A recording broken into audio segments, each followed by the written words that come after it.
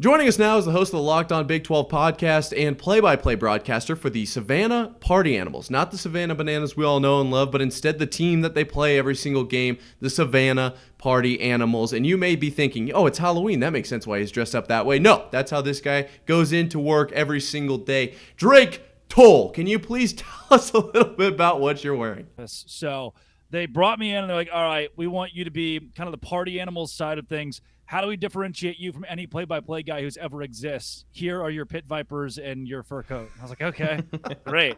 So most of the time, you'll find me when it's 98 degrees in Norfolk, Virginia during a 3-game stretch, or 48 degrees at Fenway Park in Boston wearing a onesie, a fur coat, and this. And over the last year, that has been my entire life in sports broadcast. I never thought it would come to this, but I'm so damn glad it did. Well, I mean, it looks amazing. Obviously, you pull it off quite well. I saw the initiation. What'd you make of that? I mean, did it ruin the leopard? What is No, this, dude, we shawl? lost a coat. We lost a damn good coat day one. Yeah, we walked in. They're like, hey, can we do almost no, the verbiage was not hazing. It was a happy hello and a welcome to Banana Ball. And they made me – so I was in a fraternity when I went to Baylor, and this reminded me so much of my 8 weeks of hell. They made me go to Walmart and pick up all of the stuff, the like flour and eggs and all confetti that would be poured on me by the team. And it actually kind of rocked. It was a really good bonding moment as we all picked up this soup that was covering the field after it was over. And then from there, it was game on. I was a broadcaster for the Bananas, the Party Animals, and carrying this sport of banana ball from, Tampa Bay to Peoria to Boston to Philadelphia. To Des Moines. I heard you were in the state of Iowa. What'd you think? Principal Park. I was there on the weekend of the Cy-Hawk game, which rocked. When the field goal goes in, I'm standing there on my phone in the dugout because obviously I cover the Big 12, follow the Big 12 closely, and you hear these pockets of people booing from different parts of the stadium, like distraught over what had just happened. And then other pockets of people, you see like from section 108 to section 110 is a guy stands up in an Iowa State jersey and starts air high-fiving the guy who's 2 sections over because he just watched it on his phone. It was so cool to be in Des Moines during that because there are so many people in Des Moines that are both Iowa State and Iowa fans. And then Iowa State comes back and wins the game. That was the coolest part of the entire weekend. Also, didn't know, news to me, brewing facility on the campus of Iowa State, brewing facility in Ames, damn good beer. I had a lot of it. I enjoyed my time in Iowa. So you take the Party Animals, the party part of that to heart. It sounds like the whole team does from what I've seen on some other conversations you've had. Yeah, so that's the big thing with the Bananas guys. They don't really go out too often. The Party Animals kind of embody that brand outside of the baseball field, outside of the banana ball field. And it's not that we do anything crazy or raunchy or anything that's completely anti-family that I couldn't say on the air, but there are nights where we all go out together. We have a couple beers, and that's most nights on tour, actually. You fit kind of that Party Animals vibe. And like, we were in Miami. Our last game was in Miami, and the sun came up. And we were like, guys, we haven't gone to bed yet. And then we immediately went on a cruise, Banana Land at sea, and we actually got off of that about a week ago. And that was the ultimate party at sea with all these guys. So they fit the brand. They're the most fun-loving, family-friendly guys on the field especially. But after the games, we love to have beers together and hang out. So I saw that you've done a lot of actual real sports talk, like sportscasting, obviously Locked On, very professional brand. I've watched quite a bit. Actually, I've been watching it for a long time now. And I'm just kind of curious, how does the professional side of sportscasting, kind of differ from the Party Animals? Because that's what Savannah is known for, right? The Bananas are known for being just different from everything else. That's the point of their brand. What does it look like behind the mic? Oh, dude, I could have way more fun doing the Party Animals games, the Bananas games, any of these Banana Ball games, just given the fact of, from the fan experience of getting to go sign autographs pregame or postgame and meet these people who come from across the world to see the Bananas, the Party Animals play.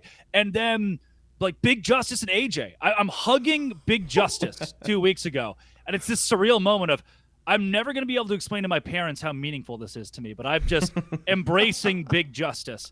And his mom is like, hey, I got a video of you guys dancing together. Here's my number. I can text it to you. I was like, this is Big Justice's mom. I can't, what, we were in Baton Rouge months ago, and Livy Dunn, it's like, hey, we need someone to interview Livy Dunn, guy in fur coat and glasses, go interview Livy Dunn. Or, MLB legends from Jonathan Papelbon to Roger Clemens to D. Strange Gordon, who was in Miami with us, of, hey, guy in fur coat, go talk to that guy, go interview that guy, get to rub elbows with, from those kind of baseball caliber players to John Cena type celebrities.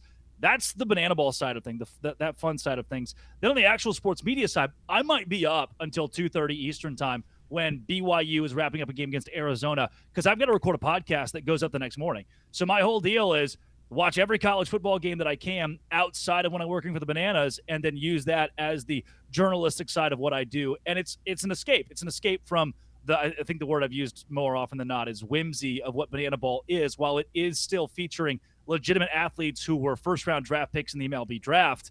I get to have a lot of fun in a fur coat, then go home and talk into a microphone about college football, which is an escape from how different Banana Ball is. Well, before we jump into college football, I'm curious, did you meet the Rizzler? Don't I had a double chocolate chip chunk cookie. Double chocolate cookie. I was given 5 big booms. Wow. And a 5? chicken bake. There were a lot of things that I got to do with Big Justice and AJ. So funny. There's a dude who plays for the Bananas. His name is Rack. They call him Coach Rack. He's like this big baseball YouTuber. And I'm in the coach's office at where the Marlins play, Lone Depot Park. I'm in the coach's office, and I hear in a distance from Rack, everybody in the locker room dressed. Everybody dressed. And like in that moment, everybody's putting all their clothes on, making sure they're cleaned up. And he goes, "Hope y'all are dressed, because I'm bringing the boom." And unbeknownst to us, surprise, Big Justice, AJ, they walk in the locker room. AJ's like, "Yeah, we brought the boom." And then Big Justice walks around to every player in the locker room. Boom, boom, boom. Legendary moment. No Rizzler, but I feel like the moment was still made by the energy of AJ and Big Justice. I mean, how could you not? Those guys, they bring the boom everywhere they go. Their dance is going Fallon viral this in college week. They football. were on Jimmy Fallon this week, and I was just hanging out with those guys. It's like when who was the football streamer? What was his name? Oh, is the guy with the glasses? That guy? Gosh, he was Speed, right? No, not Speed, but Sketch. Sketch. Yes, Sketch. Oh, there we go. Yeah, that guy, When he was on that run, it was like, dude, he just like won't go away. And these guys are everywhere. I love it. I'm a big fan. Rizzler, I remember when he was wearing the Black Panther costume, went to start it all off, man. He was Grimace to Hawk Tua to Sketch to, I mean, what a summer we had. honestly, wow. It's been unreal. And speaking of the summer, so you go to all these massive stadiums. Yeah. Do you have a favorite? I'm not a big baseball guy. I don't know. Are you a big baseball guy? And then do you kind of live in that baseball. culture of I those hate stadiums? Baseball. I can't stand baseball. Okay. My sister's a Baylor softball commit. Growing up, we did a lot of softball. Went to the College Softball World Series. My dad got drafted to play for the Blue Jays in '94, so I was supposed to be really good at baseball. He turned it down to play college football. I wasn't an athlete whatsoever, so I just resented baseball, as did my father. He played too much of it. So I vowed I worked on Cape Cod for a summer doing play-by-play up there in the last best league, like just quintessential. Then the next summer went to the Alaska Baseball League, lived in Anchorage for 3 months, explored the mountains and watched baseball and thought, wow, I hate baseball. And I don't work in baseball. I work in banana ball, which is 2 hours, fast-paced, 11 distinct rules. So it's different than baseball to the point that I love being here. But my favorite stadium, Fenway, was cool getting to walk on the grass. I mean, it just being on that playing surface, and then the grounds crew pulls me aside, like, "Hey man, come with us." They walk me inside the Green Monster, hand me a Sharpie, like, "Dude, you made it, sign this." That's the Green Monster. So That's can't incredible. replace that moment. Houston, when Roger Clemens came out to pitch, there's 42,000 people, this sold-out stadium, MLB Park, and you're looking at this expanse of a building that the Bananas have sold out. That was neat. Won't ever replace that feeling, but I thought my favorite ballpark was Cleveland. Ooh, The Cleveland Guardians, Progressive Field, because we walk in, they have a big buck hunter in their visiting locker room, in their clubhouse. And I was like, yeah. So I was playing big buck hunter for a while. This is the same big buck hunter that Derek Jeter probably played when he was visiting the stadium. And I don't know what it was about that. I was like, yeah, all right, fine. This is my favorite stadium. Yeah, no, I drove by. Didn't you do? I think we both did when we drove out. We went to the Whiteout game last year, and they have boy, their stadium is sick just from the outside. We've seen a few professional stadiums from the outside, but we have not gotten the inside look per se. Before we kind of divert from your role as a sportscaster, I'm just kind of curious. Obviously, you've talked about it's a very different preparation. Everything in it just really, really different, and that's really what Banana Ball brings to the table. What is your favorite part, everything encompassed, that banana ball brings that makes it better than actual baseball? I think the best piece of banana ball when it comes to a viewing experience as someone who likes sports is the every inning counts thing. I went to the World Series last year when the Rangers played the Diamondbacks, big Rangers fan, and it was the only game the Rangers lost. They lost 9-1. And once they got down 7-1 in the fourth inning, I'm thinking, I paid $900 for these tickets, and I'm not even going to see a game. And I didn't see a game. It was a blowout. In banana ball, though, every inning counts. So you score 9 runs in the first, and it's 1-0. Like, you won the first inning. So the game keeps going. Fans are never disengaged. You paid money to watch a game that from start to finish is going to be tight or competitive. And then in the ninth inning, every run counts as a point. So we do call it points. People get kind of weird about that. I say, oh, the banana ball game ended 4 points to 3 points. But it's how it goes when you win innings, when every inning counts. That just keeps you the whole time. That's honestly the best part of the whole deal is, yeah, the 2-hour time limit's fun. No walks is fun. No mound visits. You stay in the box. Fans catch a foul ball for an out. We saw so many cool ones. Listen to this. You ready for this? This is crazy. When we were in Houston, 42,000 people, ninth inning, high leverage, tie game. Drew Gillespie's the guy's name is on the mound. Throws a pitch, foul ball into the stands. Fan reaches down from the second deck and catches it over everything for an out in a huge situation. Fan's name, Michael Gillespie, Drew's brother. The pitcher's brother. Well, that's awesome. That ball could have been hit anywhere, and the dude's brother catches the ball for an out at an MLB stadium. That's what makes banana ball cool is you have moments like that, and every inning counts. And you can't write a better script than that. Obviously, it gives me chills every time, yeah. Yeah, talk about script in the NFL all the time. What would you say to people who say that banana ball is like the WWE of baseball? Where obviously not in terms of like a fighting wrestling perspective, but it's more of an entertainment aspect than actual sport competition. Yeah, I would point you to Jake Skoll. And there are so many people who bring that up every weekend. They're like, is this real? Then you show up and you see dudes like Jake Skoll, who was the number 15 overall draft pick in the MLB draft in 2010, played 7 years of minor league baseball, played 4 years of college football at the University of Georgia. Dude is an athlete in the purest form. And after 7 years at the AAA level was like, you know what?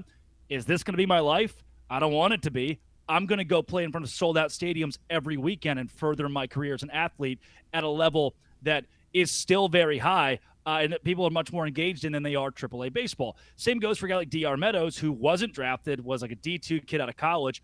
I've watched him throw his glove off during a fly ball to center field and then do a backflip and catch it barehanded. And conceptualizing an athlete at the pro level trying to do that is just hard. Like I really struggle to see anybody in the MLB catch a ball doing a backflip, much less without a glove on. So I think it's that level of competition that's been raised by the players that are currently in the organization that makes it feel real when you actually get to see it in person. Well, and I know you've mentioned, too, that it's not – people equate it to, like, the Harlem Globetrotters, right? But the Globetrotters won every single game, and the Party Animals do walk away with wins. And so I think that's part of it. My girlfriend actually did go to the game in Des Moines.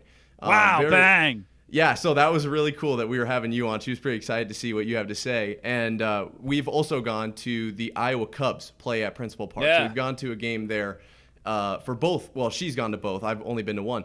And the thing that I collected from the baseball game, the true baseball game at Principal Park, was that I was a bigger fan of everything between, right? The run around the back, doing pulls, or they didn't really have that much, unlike a banana ball game. But I got her notes here. She liked the fun activities outside of baseball.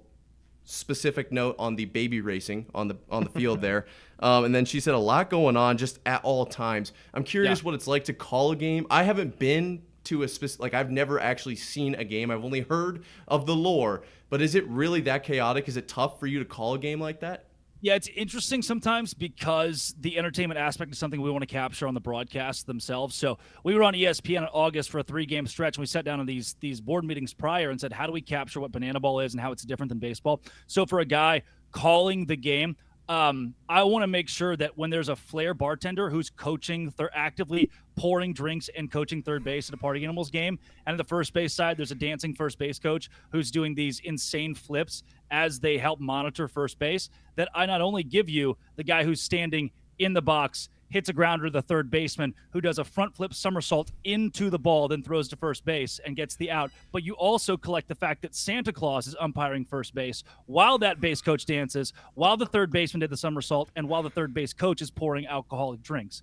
That is my job to try to bring all of that to you at once. Very hard. I think it takes a specific type of person who's willing to throw out all the rules of typical broadcast, which I'm more than happy to do. I think it's so boring the way that most guys call games.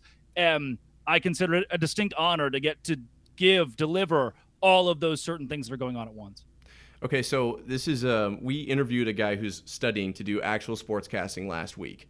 And we asked him kind of about like what's going on in the current landscape. I don't know how much time you have to watch actual NFL games because you are kind of locked in or locked on, if you will, to a college game. Yes, you saw that. And what is your take on not only maybe Tom Brady, but just the general, like obviously Al Michaels is getting a lot of heat for his kind of lame down calls. He's just so old at this point. He's a nostalgic icon, but his game is not quite what it used to be. Do you have time to watch those games? And what do you make of those guys at the top of the top?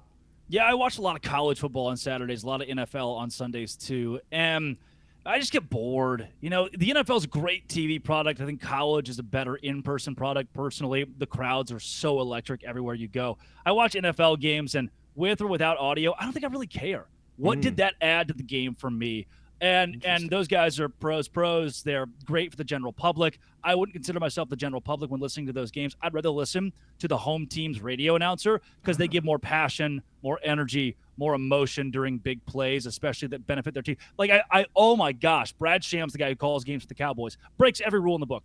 3 weeks ago, Dak throws a pick, and here's how Shams does it. He goes, Prescott back, fires across the middle, intercepted. Another interception for Prescott. I don't know where the ball is. I don't know who picked it off. I don't know if they took it back for a touchdown. I have no idea. Shams is just, can you believe it? Another one. And I agree with him. I'm right there with him. Like, God damn, again, another and then the color analyst goes, yeah, Sham, he just missed his read right there, but you know where it's easy to judge from? And they both simultaneously say, 300 feet in the air. And I got chills. You don't get that on an NFL Sunday. That's just listening to the home team's radio broadcast. So those are the guys that I'm more in tune to, the ones who have the funny quips and just don't do it the normal way.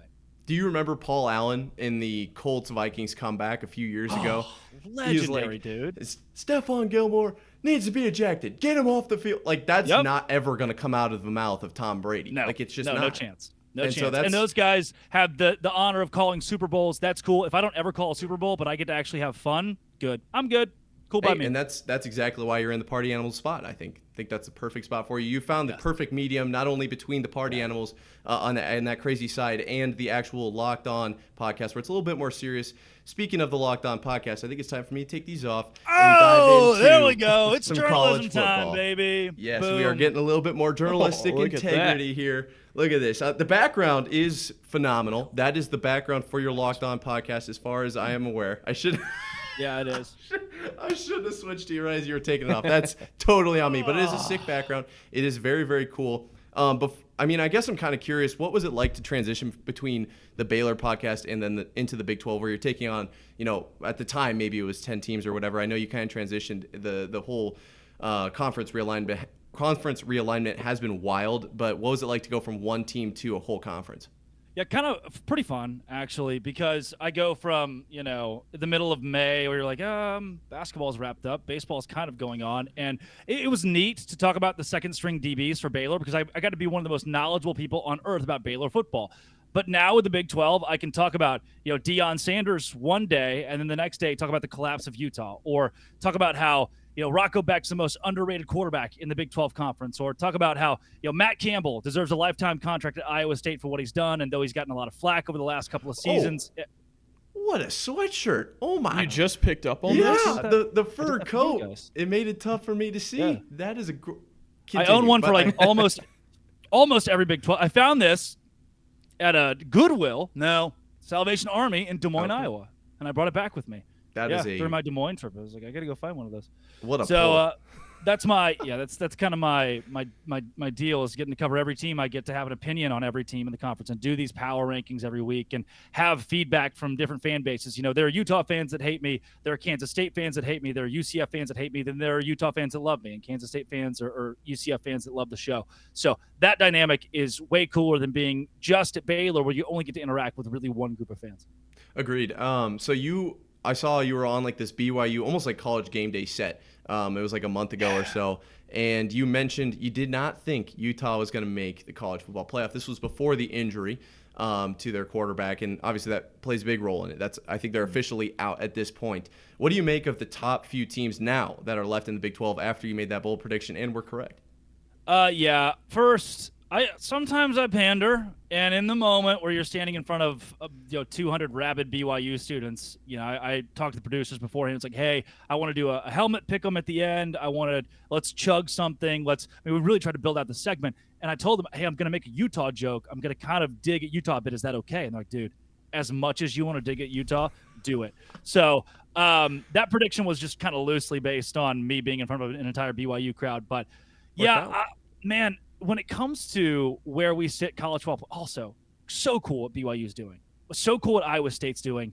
Where the Big 12 is in football right now, and again, getting to cover it, I get to wax poetic about both of those schools.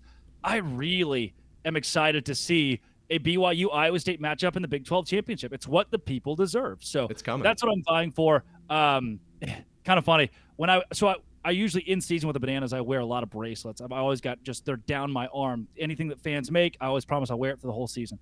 And we're at BYU, and one of the guys during the show was like, dude, you got so many bracelets right there. That's crazy. What are they for? And I'm explaining it to him. And another one of the hosts, we're live on the air, hands me a bracelet off of his arms, like, here, you can take mine.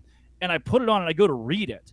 And, what's the first thing you're going to do? It's got words on it. You're going to read it. It says, Liddy Titty on it. Nice. And in any other format, if I wasn't at BYU in front of the Cougar faithful, I'd have been like, Liddy Titty, yeah. But I go to read it out loud, and I was like, lit. Oh, cool. Thanks for the bracelet. Very nice. And that was that. Oh, that is awesome. So we got a group of 4 guys who are on here consistently, and I will go straight to Mr. Chase's question, I believe. This is, are there any hopes for a Big 12 team that can actually compete in the new 12-team playoff? Obviously, we're probably only going to get one team in. Redden and I have sat down, broke it down. What's the best case scenario for the Big 12? I think it's probably an undefeated matchup in the Big 12 championship. One loses. Maybe they can sneak in as a 12 seed. Then obviously, depending if there's a better conference champion, you'll probably get the 4 and then maybe the 12 or something like that. But can they compete? Like, the SEC is obviously really, really good.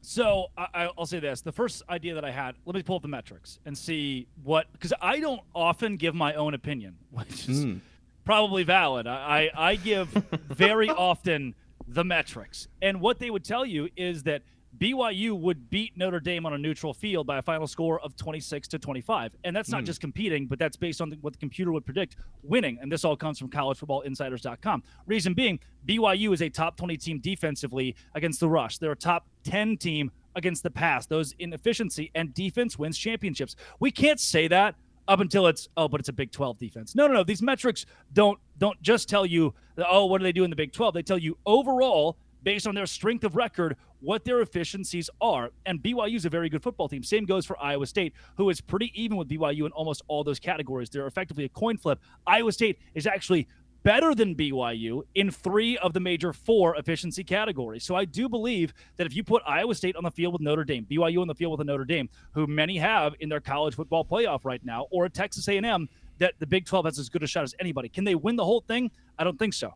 Can they pull off what Boise State did in 2007? Yes, and even more. What TCU did in 2022? Yes, and even more. So while I wouldn't pick a Big 12 team to win the national championship, BYU, Kansas State, Iowa State, even maybe Colorado, who's got the Heisman Trophy winner and a quarterback who's a Heisman caliber quarterback, could win games in the college football playoff.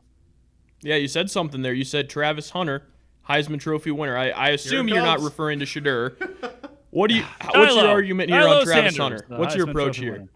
Love it. There is no one else in the country who's winning offensive and defensive player of the week for their conference. This is something we have not seen in generations of football, a guy who can do it at this high of a level on both sides of the ball. And 2 weeks ago, the Jonty kid from Boise State was making noise. Where did he really go? We haven't talked about him in a bit here, about 10 days where it's been quiet. And then elsewhere across the country, mean, you want to go, there are plenty of quarterbacks who are good, but they're not playing defense, and they're also not blowing me away statistically. Nobody is throwing a 5,000-yard season or 50 touchdowns this year. Travis Hunter is the best athlete in college football, and I think that's the kind of guy that deserves the Heisman Trophy. Do you think he would have won in, say, any of the last 5 years? Obviously, he was playing last year. He didn't win it last year, obviously. But is it due to a lack of quarterback production otherwise? You think that he could win it this year? I don't know if you could say, because Alabama has a wide receiver who wins the Heisman, right? I think in that with Devontae Smith, I'm going to say Joe Burrow, to me, was the last one that I thought, okay, no question. Dude's a Heisman Trophy winner. His stats were unreasonable, ungodly. Devontae Smith, Bryce Young, Caleb Williams, even Jaden Daniels, who was on a football team that kind of floundered there at the end. It wasn't an elite football team at that point. I struggle to say, oh, yeah, Bryce Young was so dominant. He has to be the Heisman Trophy winner over Travis Hunter. I probably wouldn't give you that. And I never thought Caleb Williams, I saw him benched live when he played for Oklahoma when they played at Baylor. I don't know if a guy who was on, again, kind of a floundering football team should be the Heisman Trophy winner. Yeah, no, that's and Baylor, obviously, it's rough to get benched against Baylor. Yeah, no doubt. Hey, we won the Sugar Bowl that year, long ago. Long ago. Quick question on that. Would that have been when you guys had Matt Rule then? No, that was Dave Aranda, which is the craziest thing. Big Dave, man. Dave comes out, has the greatest year in school history, 12-2. We were at the Sugar Bowl playing Ole Miss. I was a junior, and I had a couple too many cervezas. I have been told that as I was walking out of the stadium, I was looking at women, children, the elderly. No one was safe, and screaming "Lane Train," which objectively hilarious, by the way. All my friends were so embarrassed. They were like, "We're never taking you anywhere again." I was like, "Guys, that's funny. That's good." That's awesome. We beat Ole Miss 21-7, held them to 7 points, and that was a good season. And then Dave Aranda decided to suck, and he's possibly going to get fired. Well, I know Iowa State's not in that camp. People talked about firing Matt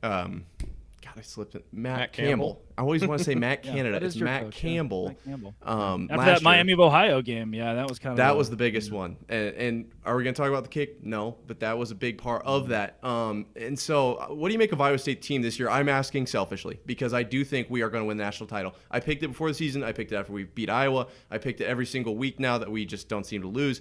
We don't necessarily have a hard schedule, but we do have Kansas State, to close out the year. What do you make of this team? Not only what they've done, but what they could do. I do think, and as I pull up, I'm going to lean again on where Iowa State ranks nationally, that you can make the case for them winning games in the college football playoff. Like I talked about for BYU, Iowa State defensively, 4th against the pass in EPA, 20th against the rush. Offensively, 11th running the football in the nation from an efficiency standpoint, 23rd throwing the ball. They're just a very even keel football team. And you see, the only time they've really diverted from this dominant fashion is kind of that Iowa game and the UCF game. Otherwise, it's been this complete offense, defense, special teams. And when you look at both UCF and the Iowa game, what they have proven is that Rocco Beck's an athlete enough. He can go win you the game when you're down late. I asked that all year long about Avery Johnson. Hey, if they're down by 10, if they're down by 14, can he go on a game-winning drive and do it? He did it against Colorado. Rocco Beck, can he do it? He did it against both Iowa and UCF. Jake Retzlaff, can he do it? He did it against Oklahoma State. If you have that kind of quarterback, if you have that kind of offense, and then a defense that carries the slack most weeks, you can compete with anybody. Iowa State, if they go 12-0 in the regular season, which that's on the table right now, win all the games in front of you, you control your own destiny, and BYU goes 12-0, both teams get into the college football playoff. And then there's another wild scenario where, like, if Colorado goes 10-2, Kansas State wins the Big 12 championship at 12-1, Iowa State's 11-1, BYU's 12-1, then you've got a bunch of teams out there who at least are in the conversation, and any talk is good for the Big 12. Are you a bigger fan of the 12-team playoff or the 4-team playoff? 12. And it's controversial. I get it. It's controversial, and maybe it'll only ever be the top 4 that win. I just love elite-level college football, and I've been to New Year's Six bowls that sucked because no one showed up, because at this point they were like, oh, well, we missed the college football playoff. Who cares now? The reason I like 12 is because it doesn't dilute the regular season as much as many people said. Instead, it makes it more entertaining in Week 9. Oh, my team's lost 2 games, but because I can still win the conference championship, I have something to hope for and care about. I want to show up in Week 10, despite my team being 7-2 or 8-2. BCS era, Well, maybe we go to a bowl game, a cool bowl game. Now you can still win a national championship. That's on the table. I don't mind that. And an example I give, remember that insane game between, I think, like the Rams and the Bills on Thursday Night Football like 3 years ago? Everybody goes, it's 52-51 or something wild score. That was a regular season game, sold out crowd, great atmosphere, great environment that didn't matter for the playoffs. Both teams made the playoff. So if you're going to tell me, well, the regular season's not near as fun and no one cares because you can lose and have a mulligan, the NFL is the same way, dude. And those dudes still show up and play classic football games. Yeah, that one was wild. That one was insane. Everyone remembers where they were for that, which is so weird. But everyone remembers that specific game. That one, and the color rush jerseys too. They all yellow from the Rams. See, on a Thursday night. You talked about a undefeated BYU, undefeated Iowa State Big 12 championship game. Yeah. We selfishly have kind of came up with this like pipe dream idea. What if we go undefeated and then lose the Big 12 championship game, still get in, are one of those 5 through 8 seeds, and get a first round home playoff game? I go to Iowa State. I'm not a huge Iowa State fan. I'm a Nebraska fan. That's why I was a little curious about Matt Rule earlier. But selfishly, I would love to see us lose in the Big 12 championship game, get the 7 seed or something, get that home playoff game. How likely do you think that could possibly be? And also, what is your opinion on having a home playoff game? That's across the board has been just that is one of the best moves that college football has made in recent years. It's the coolest thing in the world. It's the coolest thing in the world. It's rocks. Ames, Iowa hosts a playoff game. All the pundits that want to use it as, oh wow, South Bend or we get to go to Columbus, Ohio. There's going to be a playoff game. No, Ames, Iowa. Give me the playoffs in Ames, Iowa. I think it rocks. Or give me the playoffs in Provo, Utah. Either way that flips, it's going to be so damn cool to see one of those two teams in that scenario get to host a college football playoff game. Now, on the flip side, Iowa State's going to Bryant-Denny Stadium. Or Iowa State's traveling to Austin, Texas to play UT. That's where it's going to get tough. But if you're on the beneficial side of the college football playoff going on campus, it's going to be neat. And not that I would rather have that than a bye. Any head coach is going to tell you, give me the bye. Give me the bye week. I don't care about the home playoff game if I get a bye. However, from a fan standpoint, especially if you build momentum and keep winning, maybe we see, as we do often in the MLB now, the team that doesn't play during the wild card can come out really flat because those other guys, they had 3 games to get hot or to get hotter. Maybe college football plays the same way. We don't know yet. Yeah, no, that'll be fun, though. Either way, wherever we are, home playoff game atmospheres, that's going to be you're not going to be able to beat that. Especially in year one. We've never seen it before. No. Ames could potentially burn to the ground. There's a non-zero chance. I like your point there of a team like, Iowa State or maybe if Boise State, they're not going to be at home, but a smaller school as opposed to an Ohio State, that would be absolutely electric. You mentioned Texas there. They just left the Big 12. The way things are shaping up now, it's a really fun conference. It really is, top to bottom. What do you think were who do you think were the biggest expectation exceeders and the biggest letdowns thus far in the season? A lot of games left, but so far. Yeah. 4 of the 5 teams ranked in the top 5 preseason of the Big 12 are below 500 right now. Kansas State's the only one who has met expectation. Kansas sucks. Utah reeks. Oklahoma State's terrible. And Arizona is putrid. Those are, 4 great superlatives to give those teams, by the way. That was impressive. I don't think there's anybody more disappointing than Oklahoma State, actually. You could argue Utah, no doubt, and most people would. The reason that I say Oklahoma State, Utah was bringing back most of their production from 2022. Those guys didn't play in 23 due to injuries, so their biggest stars were going to be guys who hadn't played in a year, and they're just so injury prone. Shocking. No one is really stunned that they are banged up, though they're stunned that Utah has been as bad as they are. Oklahoma State, on the other hand, they were healthy last year. They went 10-4. They won 10 football games and brought back 20 starters, the Doak Walker Award winner, their quarterback, and 3 elite-level wide receivers, and said, you know what, guys, just kidding. We might go winless in Big 12 play. That is hard to do. Certainly, those schools, those 4 that I mentioned, are the ones who have been the bottom dwellers when it comes to underachieving. And then for BYU and Iowa State, I am more impressed with BYU. They could have very well missed a bowl game. I don't think Iowa State ever would have done that. It felt like the floor for the Cyclones was 6-7 wins, which would have been disappointing. Floor for BYU was 3-9, 4-8. Fire the coach. Instead, they're now a top 10 team. The AP poll doesn't exist. It's a fugazi. No one's counting. The points don't matter. Those guys don't watch football, and it's a complete and awful train wreck. But Iowa State and BYU, there's nobody else doing it at that high of a level in the Big 12 as far as overachieving, though Colorado, Cincinnati, Arizona State also deserve a nod. 100%. And then obviously, as we kind of move into the end of football season here, you will still be covering basketball, right, with the Big 12? Oh, no doubt. Yeah, absolutely. What do you make of that? This is very preemptive. I'm just curious. Obviously, Iowa State, well, we got like news the other week that we were top, obviously 10 in football at that time, and then 10 in women's and men's basketball, cross country, which cool. And then also our wrestling team at the time, not quite yet, but probably will be. What do you make of the basketball scene in the Big 12? Well, first, I cherish that. When I went to Baylor, there was a point, and I graduated in 23, so I only recently got out, but I got 4 pretty good years of athletics, one of those being kind of that same spot. Football goes to the Sugar Bowl. Women's basketball is top 5 in the country. Men's basketball rattles off 23 straight wins, and then COVID hits. Then my sophomore year, men's basketball wins the national championship. Football wins the Sugar Bowl. Women's basketball was always competitive under Kim Mulkey. So that is a level of athletics that when you're a student or when you're there is unmatched. To get to go to those games is awesome. And Hilton Magic is going to be just as electric this year as it always is, obviously. Big 12 basketball, Kansas, the kind of their league until proven otherwise, and it a bit was. Last year they finished 5th in the Big 12, which is the worst they have under Bill Self.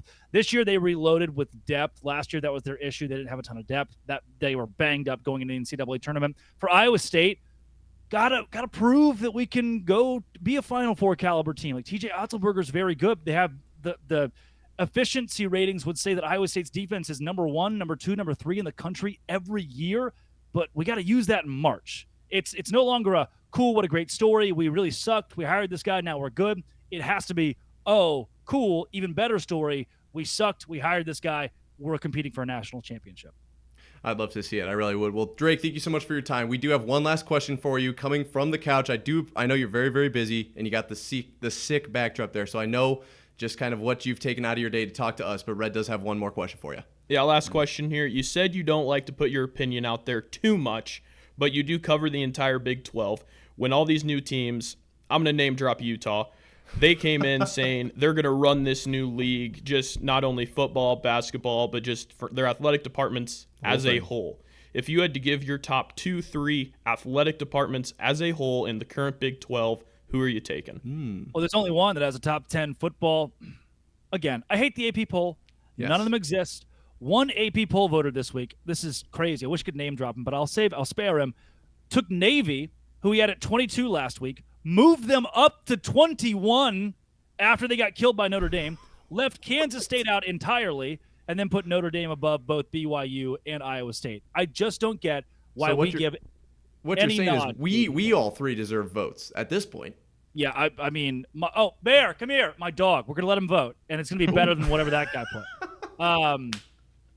There's only one school in the Big 12 that has top 10 football, women's basketball, men's basketball. It's Iowa State. The baseball team could be better, huh?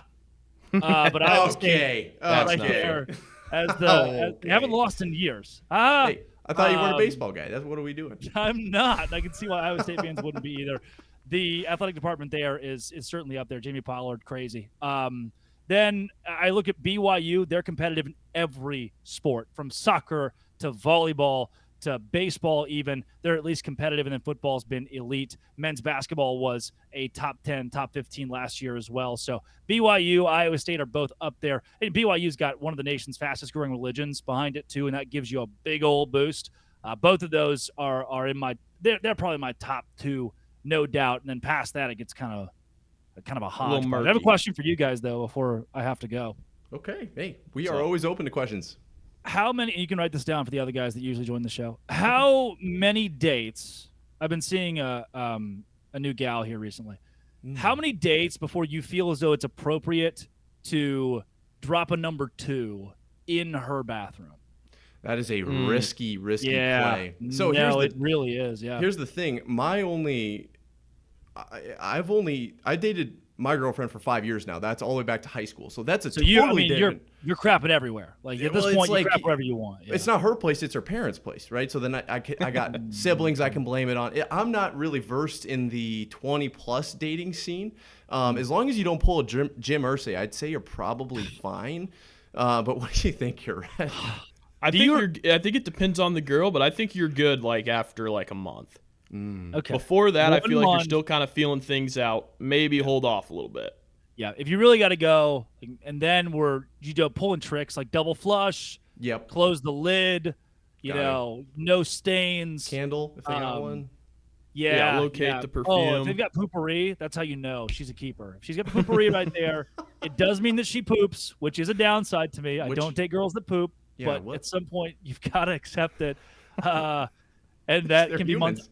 I'm a multi-month guy. I really am cautious about the number twos at a woman's house. Just wanted to get some feedback, make sure I wasn't doing things completely wrong. Yeah, no, I think you're probably fine. Did you take her out? Where'd you go on the first date? Oh, we went and got drinks down by the river here in Savannah. Do you live down there? Yeah, I live in Savannah. That's where I am right now with my Big 12 backdrop, miles and miles from any Big 12 schools. Well, hey, Cal and Stanford are in the ACC. Right, and I'm hosting Locked On Big 12. It's all the equivalent. I've been to like 5 Big 12 games, though, and I'm going to the Holy War in a couple weeks. I'll go to the Big 12 Championship and see Iowa State play, so we're good. Hey, maybe if Iowa State plays, we'll meet you there. How's that sound? You guys there. We'll do a live podcast. You'll have to come up for when we hopefully lose the Big 12 championship and then host the first round playoff game.